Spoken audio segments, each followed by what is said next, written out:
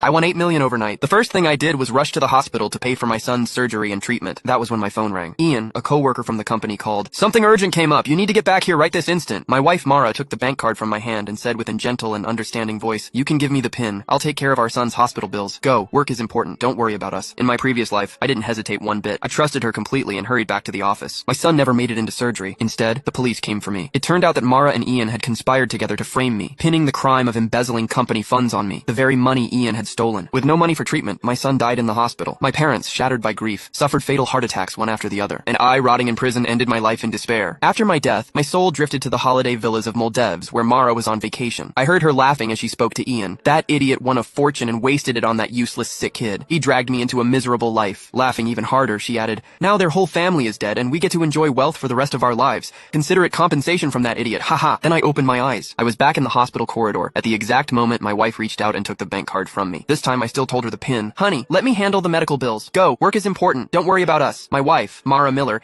held the bank card with $8 million inside tightly. She might have sounded gentle and understanding, but her eyes were gleaming with triumph and excitement. In my previous life, I had trusted her completely. I did not expect her to take the money needed to save our son, Jaden Lowe, to conspire with my colleague, Ian Staffer, and frame me for embezzling company funds. I was then sentenced to 10 years in jail, and Jaden died in the hospital, receiving no treatment. Even my parents died of heart attacks one after the other. Their bodies were left on the streets with no one to help. When I was given another chance at life, hatred was raging in me. I wanted to tear that vicious woman into pieces with my bare hands. However, that would only land me in jail once more. It was not worth it. I was going to use a different way to make Mara and Ian pay the price. I gripped her wrist tightly and said with a strong hint, thank you for dealing with the hospital. This is the money needed to save Jaden. Don't wire it to the wrong account. After all, in the previous life, Mara did not wire the money to the hospital's bank account, but instead to Ian's other account. Mara's eyes had a pang of uneasiness in them. She said shiftily, don't worry, I won't be that careless. I replied with a smile. All right then. I turned around and my smile instantly vanished. Exiting the hospital, I sneered and called the police. Hi, I would like to report a financial crime. 2 minutes ago, I was scammed out of $8 million.